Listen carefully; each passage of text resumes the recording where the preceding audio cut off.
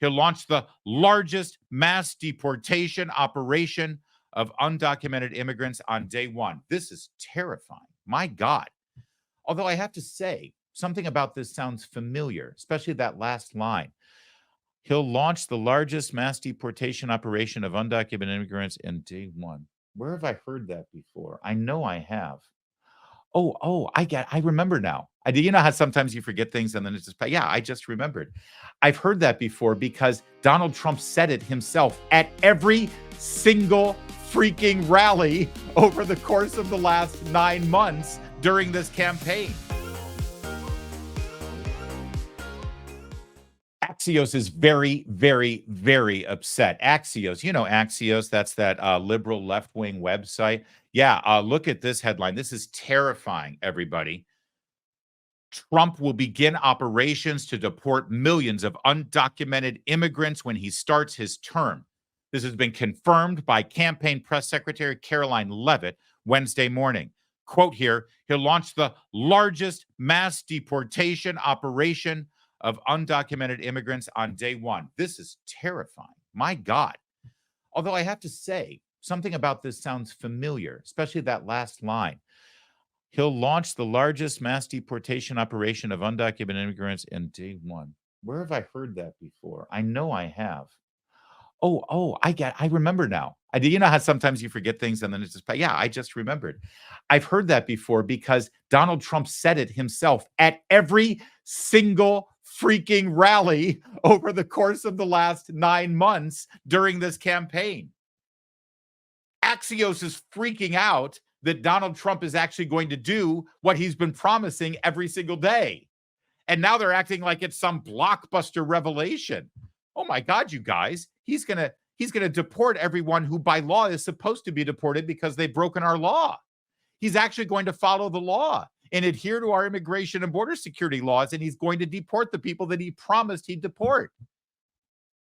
Boy, it must be really weird to be a journalist in America, that this is a big story. Breaking, the sky is in fact blue. Of course he's going to do that. He's been telling you he's going to do that. But I do love that they had to get confirmation. Did they go to the press secretary, Caroline Leavitt, and say, excuse me, we're writing a story. We just need confirmation. Is Donald Trump going to deport illegal immigrants who are broken the law and by law are supposed to be deported on day one? And Caroline Leavitt, it's like, yeah, but I don't know why you're asking me. He's been saying it for the last 9 months. How dare that bastard do what he said he was going to do?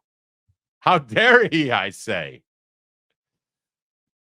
But if you voted for Donald Trump because you wanted our immigration laws enforced and our border secured as the law dictates, well, you should be pretty happy that he's already saying that he will, in fact, do what he promised he would do. But if you think that we need fundamental changes to the way we deal with illegal immigrants in this country, and you want him to change some of those things, well, you'll be happy with this coming from Mar-a-Lago this week. Here's President Trump changing the game on one aspect of the immigration laws in this country. As part of my plan to secure the border on day one of my new term in office, I will sign an executive order making clear to federal agencies that under the correct interpretation of the law, going forward, the future children of illegal aliens will not receive automatic U.S. citizenship. It's things like this that bring millions of people to our country, and they enter our country illegally. All right. That's Donald Trump saying that he will sign an executive order that revokes the sort of inherited ongoing policy. It's not a law, as you just said, the interpretation of a law that allows for automatic citizenship for anyone born in this country. Now, that may seem outrageous to you because we've all been raised with the understanding that if you're born in America, you're an automatic American citizen. Well, that's true if you're the children of American citizens. But what if your parents are in fact in this country illegally? And then you are born to them in this country. Should you receive automatic citizenship? I think that's a fair debate to have.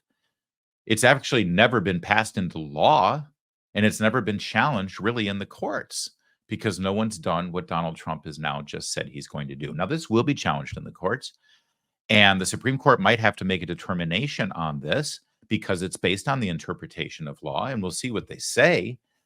But this is an important move in a couple of respects. First of all, it will stop the anchor baby syndrome and phenomenon that has been going on. It might not permanently stop it, but until this thing is adjudicated in court, the automatic citizenship will not be granted. And therefore, that would stem the tide of people coming to this country just hoping to have a baby and then automatically stay because they had a baby here, because you don't want to separate a child from their parents, right?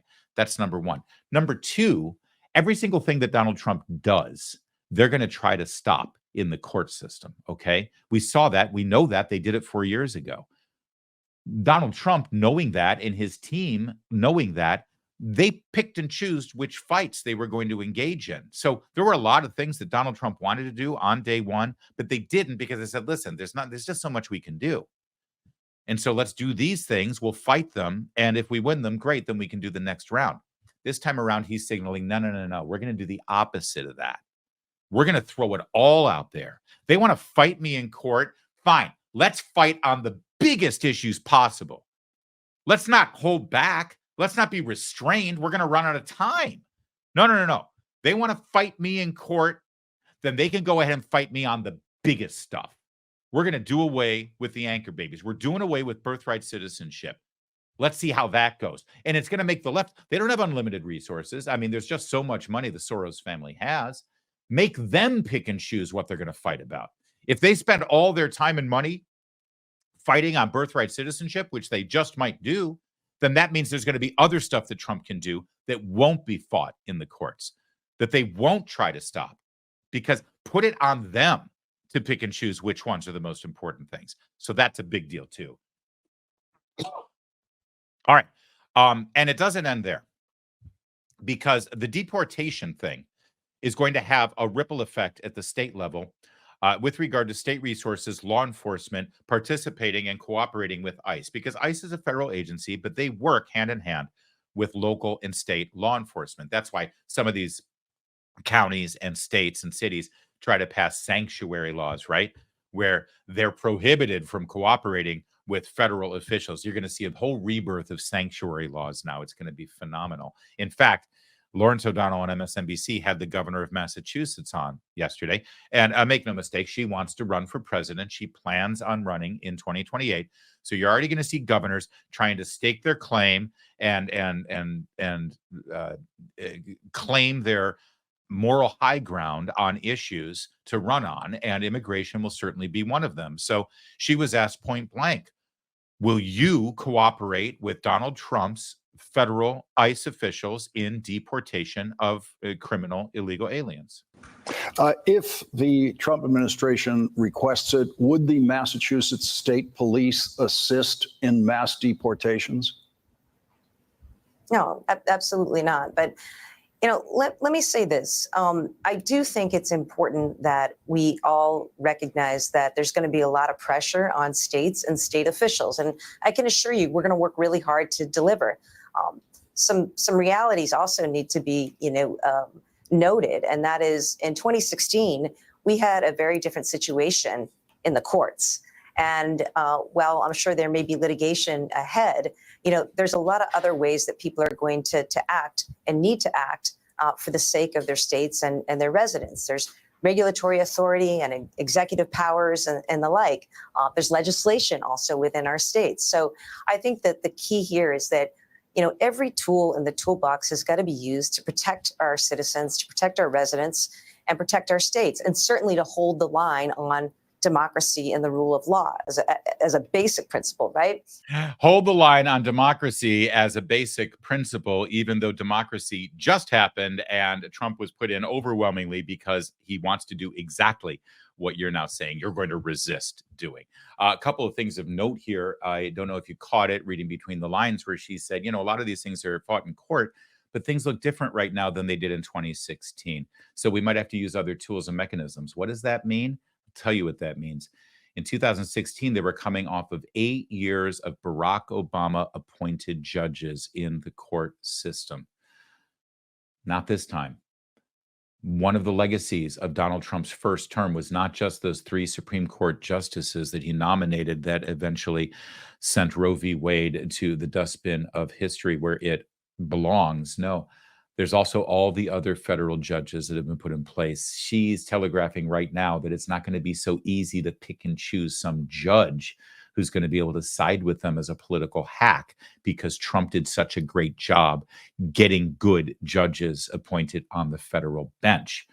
And by the way, I'll say it, Mitch McConnell deserves credit for that. I know there's some who will say it's the bare minimum of what he's supposed to do as the Republican leader in the Senate, but he did do it. And so he deserves some credit working with Trump, at the very least, on the judicial nominees.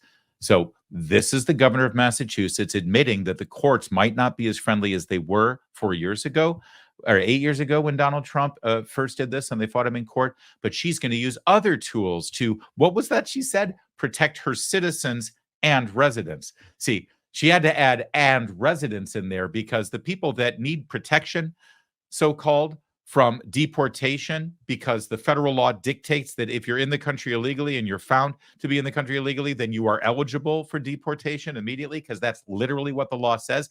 Well, those people that she's trying to protect are not citizens by definition. They are residents, I suppose. Let's call them visitors, shall we? But, there's something else about this. I don't know. Have you noticed I've got a thing today where I watch something or I hear something or I read something and it triggers a memory? And so there's something about this conversation that is just bringing back some memory from me. Hold on, I think I've got it. Massachusetts, illegal immigrants, deportation.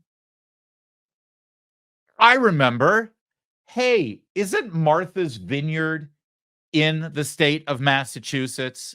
Vineyard Shelter Coordinator Lisa Belcastro says the island is not capable of housing the 50 illegal immigrants flown there by Florida Governor Ron DeSantis. At some point in time, they have to move from here to somewhere else, right? We cannot, we don't have the services to take care of 50 immigrants, and we certainly don't have housing. We're in a housing crisis as we are on this island. Christina Pushout, DeSantis' rapid response director, tweeted, "Whoa, this Martha's Vineyard Democrat doesn't seem very welcoming or progressive. We don't have housing for 50 immigrants. Don't the Obamas have a 10-bedroom mansion there? That will fit half of them." Pushout also tweeted, "Underrated aspect of Martha's Vineyard meltdown today. The funding for transporting illegal aliens to sanctuary jurisdictions was a highlight of the budget Governor Ron DeSantis signed months ago. Them legislators performing outrage today voted for it. Promises made, promises kept." Meanwhile, Democratic California Governor Gavin Newsom sent a letter to the DOJ requesting an investigation over the relocation of migrants by GOP governors. The letter reads, "I urge U.S. DOJ to investigate whether the alleged fraudulent inducement would support charges of kidnapping under relevant state laws." DeSantis' War Room reacted, tweeting, "Democrats now demanding an investigation into Governor DeSantis for transporting illegal aliens, which Biden has been doing for over a year, while the same Democrats cheered him on. Unlike Biden, DeSantis is transporting them to sanctuary jurisdictions. So what are Dems mad about?" DeSantis is not the only GOP governor that sent illegal immigrants to sanctuary destinations. On Wednesday, Texas Governor Greg Abbott sent migrant buses to Vice President Kamala Harris's home in D.C.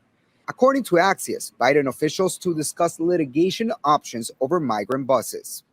Illinois, D.C., and New York City have all declared emergencies over the recent migrant arrivals. That's right. Thank you for that one, Newsmax. So Massachusetts, the home of Martha's Vineyard, a place where Ron DeSantis sent 50, just 50 illegal immigrants to live. And within, I believe, 10 days, they were loaded up into buses and they were, what's the word for it? Gosh, there's only one word for it. They were deported off this island. They were deported off of Martha's Island because they were not welcome there. And now the governor of Massachusetts is saying that she will do everything in her power to resist the deportation of criminal illegal immigrants in her state because Donald Trump will be ordering it to be done so. Martha's Vineyard is a very, very different, maybe Trump should just send all of them to Martha's Vineyard. Don't deport them back home. It's a lot cheaper, in fact. Just send them to Martha's Vineyard.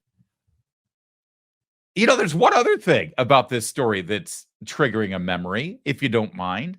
Massachusetts, illegal immigrants, governor of Massachusetts. I remembered again. Isn't that lady right there the governor of Massachusetts? I think it is. Sure looks like her. Yeah, that's definitely her. And she's standing there at the podium next to her lieutenant governor with the state of Massachusetts seal on the podium. And they're talking about the migrant crisis in their state. What are we going to do with all these illegal immigrants that have been sent to our state? What's their solution? Most importantly, if you have an extra room or suite in your home, please consider hosting a family. Safe housing and shelter is our most pressing need. Become a sponsor family. You can contact the Brazilian Worker Center for more information on how you can step up if you're willing to have an additional family be part of your family. Yeah, that's right. The governor of Massachusetts and the lieutenant governor came up with a great plan. We got all these illegal immigrants. We got nowhere to put them. Biden's put them all here. So we need you all to open up your home to them. I do like do you have a spare room or a suite? Because, you know, it's liberal Massachusetts. And who doesn't have a suite in their house? It's the sweet life in Massachusetts. The last thing we should do is enforce our laws. The last thing we should do is deport people unless they're on Martha's Vineyard. Get them out of that neighborhood. Those are my donors and lawyers, don't you know? And then let's put them in the homes of citizens who live in the state, the taxpayers who live here. Let's just relocate them into your spare bedrooms. That's the Massachusetts way. You know, I hesitate to give Donald Trump any advice because Lord knows he's got plenty of people doing that right now, and they're probably a lot smarter than me. But I watch this and I think to myself, you know, when you're in the business of politics, you're in the business of trying to build big coalitions, right? And you're trying to reach out to people who generally in the past haven't voted for you. And I think to myself, Massachusetts has not voted for a Republican since Reagan in '84. And before that, they didn't even vote for Nixon. The last time that a Republican in 1972 got 49 states, Massachusetts was the outlier. The greatest thing you can do to flip Massachusetts red for years and years and years is to take this woman at her word. She will not let ICE go into Massachusetts and deport any of the illegal immigrants there. She will resist and keep them there and I guess relocate them into the spare bedrooms of her citizens and taxpayers. Trump should say, you know what? Great idea. In fact, California, Massachusetts, Illinois, New York, all you states who don't want to cooperate, you don't have to cooperate. We'll just deport the illegal immigrants in all of the states who will cooperate with us. And we'll start doing that day one. And if you don't want to cooperate, fine. You're on your own. God bless the Republic. God bless federalism, states' rights. You go ahead and keep everybody in your state. You don't get a penny of assistance from the federal government. You just deal with it yourself. Two things are going to happen. Not only will all the criminal illegal immigrants in those blue states be more than happy to stay there, but if you're a criminal illegal immigrant and you're in, say, Oklahoma, and you know that your state is going to cooperate with ICE, what are you going to do? You're going to sit there and wait to be deported back to Guatemala? No. You're going to Massachusetts. You're going to Illinois. You're going to California and New York. So the number of illegal immigrants are going to increase. And the next time we have an election, I guarantee you, those blue states are going to look a lot redder than they did last time. Hey, for those of us who have been holding our breath right up until Tuesday night when we got the results, we can now exhale, right? We can now get to work. We can do something about the major issues this country is facing. And one of the most significant issue is our national debt. The fact is, our nation is broke, and the debt is a house of cards that can't quickly be dismantled. So the strategy remains the same. You got to diversify your savings. So many things are out of control. out of our president's control too. It's important to have a safe haven for your savings. Birch Gold Group is going to help you convert an IRA or 401k into an IRA in physical gold. And the best news is it doesn't cost you a penny out of pocket. In fact, in a second, I'm going to tell you I can get some extra free money in your pocket from Birch Gold. First, you want to text my name, Larry, Larry. How do I spell this? Larry to 989898. And they're going to send you a free info kit on gold. And then right now, listen to this.